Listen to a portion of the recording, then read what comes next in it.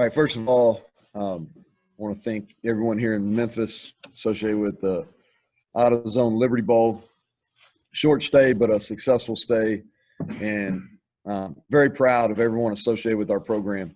I thought this game kind of mirrored 2020 in a lot of ways, so fitting way to close out the year. Wasn't a thing of beauty, but it was gritty. And, you know, I thought it was really important for our guys to finish in the right way.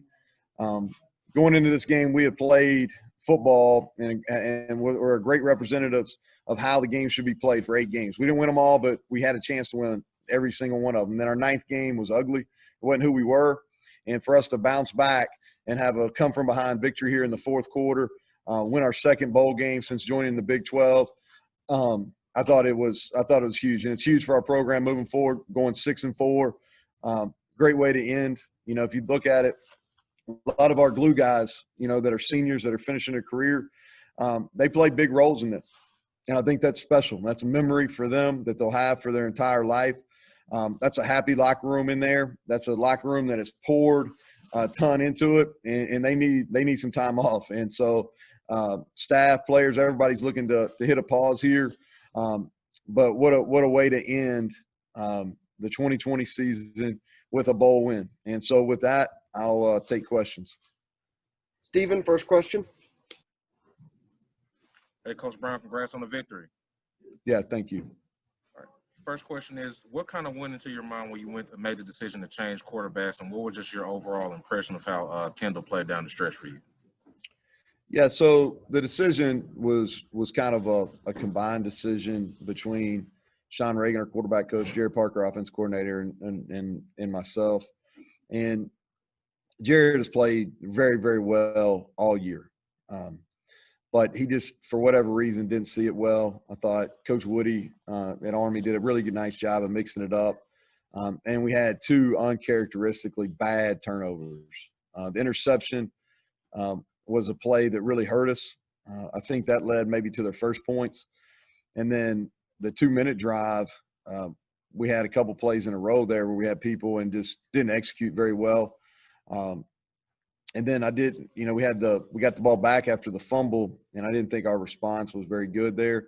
And so we were going to start Austin in the second half, give him a drive. Austin, I think it should be noted, has practiced really well during bowl prep, and really for about the last 6 weeks has practiced really well. And we have confidence in him. And so started, and I thought he came in relief and did a nice job. We had some drops, and that's kind of plagued us throughout the year. But we made plays when we needed to. I would have loved to, punctuated that thing and been able to run the ball out, run the clock out there without having to put our defense. That wasn't the way it went. So I think we've got some growth there to make for sure. We've got to be able to run the ball when everybody knows we're going to run it. So, but that's a story for another day. But I thought Austin did a really nice job. I think it's a good story in the fact that I thought over the last 2 months of the season, he handled adversity really well. He had a good attitude, was fun to coach. And then when his number got called, he made the most of it. Schuyler? Hey, Neal, Skyler on here with Sports Illustrated. Just what does this win mean to you guys going into next season? How much of a momentum builder can this thing be for you guys? Well, we talk about 4 things in bowl games. And you probably heard me say this a couple times in a couple different press conferences. Number 1 is win the game, so that was huge. Number 2 is to provide a memorable experience, and we tried the best we could. And I think we did that. Third thing is to honor our senior class. We did a lot leading into this game to really honor those guys. They had a total non-traditional senior year, and that wasn't something they asked for. So we tried to make it and really honor those guys in the correct manner here finishing out. And then we wanted to make sure that this was the first step into 21. And the point that we made is the Big 12 now remains undefeated in bowl games. The league's not getting any easier. I thought we went from kind of the bottom third of the league. We moved up to the middle, and now we got to make the bigger jump, which is going from the middle to up to the top and competing for a championship. And I think you got to win your bowl game. We did that, and now we carry momentum into the off season. But we still got a lot of work to do. We're very aware of that. We're going to celebrate this, and then take some time off. But we know we've got the next 8 months are going to be critical in our program's development. Greg? Yeah, so Coach, just talk about your defense. It looked like you, I mean, obviously you knew you had some guys out, but looked like even Tykeet hardly played at all. So defensive effort, especially with all those guys. Yeah. So Taki, he was in an accident. He didn't practice a lot. And then we had several head injuries during the game. We lost 3 secondary members to head injuries. And so, and you all know that the guys that cover us, we're not very deep in the secondary as well. So we're fortunate to have Scotty Young be available in the game. Thought he played a lot. And then we're out there in Bonamico. Bonamico hadn't played a snap of safety in 2 years, and he played the whole half the third and the whole fourth quarter. Jake Long came in and played after Sean Mahone got hurt. Jake got hurt in his final game here. And so we kind of pieced it together.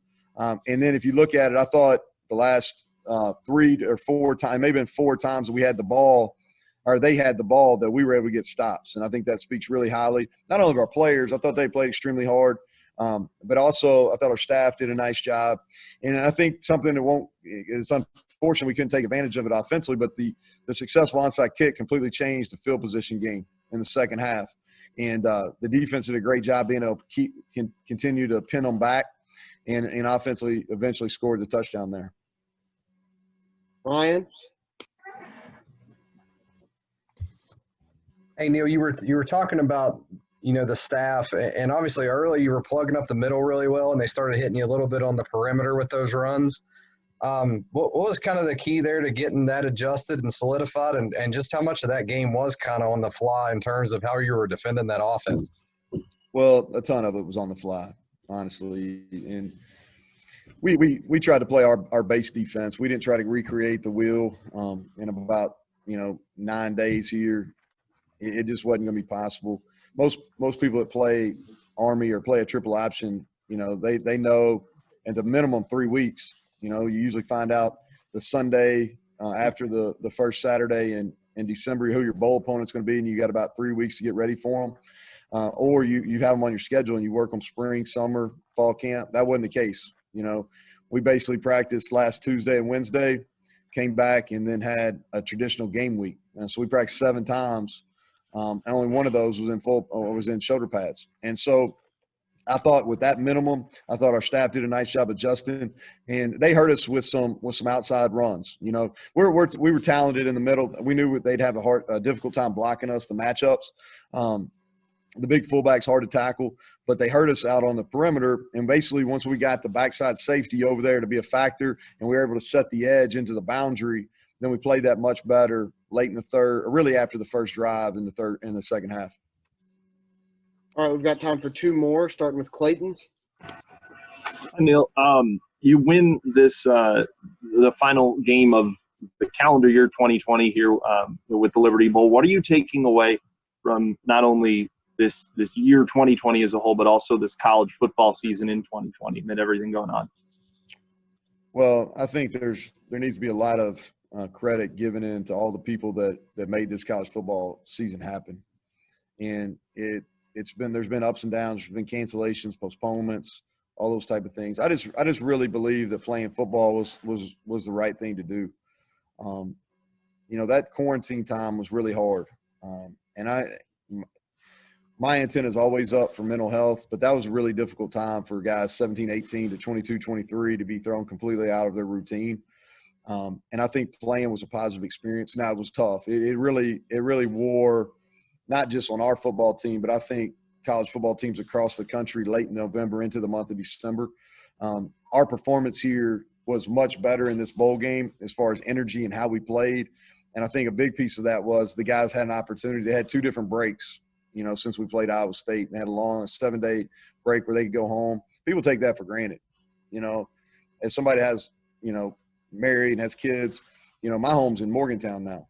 That's not where I'm from, but my home is in Morgantown now. Our players, their home is wherever they're at, wherever they're from.